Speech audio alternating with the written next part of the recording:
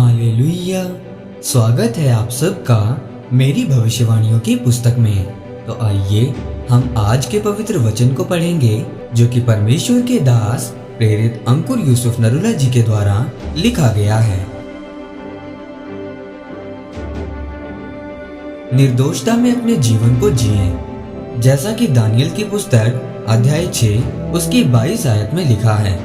मेरे परमेश्वर ने अपना दूत भेजकर सिंहों के मुंह को ऐसा बंद कर रखा कि उन्होंने मेरी कुछ भी हानि नहीं की। इसका कारण ये है कि मैं उसके सामने निर्दोष पाया गया, और हे राजा, तेरे सम्मुख भी मैंने कोई भूल नहीं की। मेरे प्रियो, जब हम दानियल के बारे में पढ़ते हैं तो लिखा है कि जब दानियल ने राजा से कहा, हे राजा, तो युगानुयुग जीवित रहे।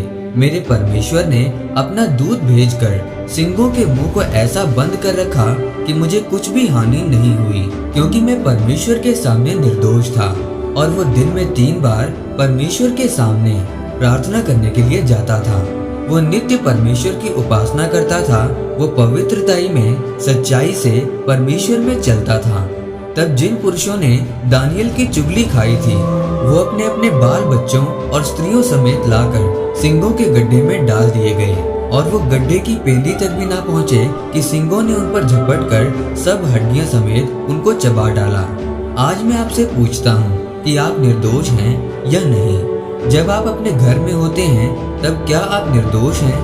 आज जब एक मिस्त्री घरों में काम करने के लिए जाता है तो वो 4 दिन का काम 10 दिन में करता है। या जब आपकी जेठानी के साथ आपकी लड़ाई हो जाए तो आप उन्हें दोबारा माफ नहीं करते। इसका मतलब आप निर्दोष नहीं हैं। अगर आप परमेश्वर की उपस्थिति से प्यार करते हैं तो आप ऐसा कभी नहीं करेंगे। आप जितना मर्जी दान वरदान पाए हुए व्यक्ति हैं, आप तब तक आगे नहीं बढ़ सकते जब तक निर्दोषता का अभिषेक आपके ऊपर नहीं है। बाइबल कहती है कि दानियल दोनों राजाओं, दारा राजा और कुस्त्रु फारसी के दिनों में सुख और चैन के साथ पूरे आनंद और समृद्धि में रहा।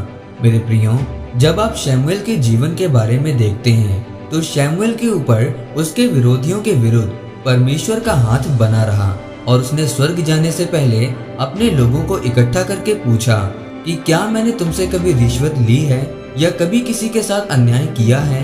क्योंकि जब तक शमूएल जिंदा रहा तब तक वो परमेश्वर के सामने निर्दोष चलता रहा, और उसके विरोधी फिलिस्ती जो बहुत मजबूत थे वो एक भी बार शमूएल को हरा ना सके। निर्दोषता आपके जीवन में ईश्वरीय मददगारों को लाती है। जब तक अपने दुश्मनों को माफ नहीं करते तब तक आप निर्दोषता में नहीं जी सकते।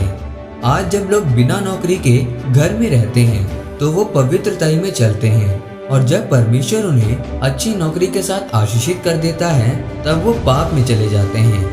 परमेश्वर ने कहा, इससे अच्छा था जब तू घर में रहता था, क्योंकि तब तू पवित्रताई में तो था। यही कारण है कि वो अपनी आशीषों को रोक लेते हैं। इसीलिए मेरे प्रियो, अगर आप अपने जीवन में परमेश्वर से आशीषों को लेना चाहते हैं तो अपने दुश्मनों को माफ करना सीखें। बुराई के बदले बुराई न करें बल्कि भलाई करें। निर्दोषता में अपने जीवन को जिए, तब परमेश्वर आपको ऊंचा करेगा। आमीन।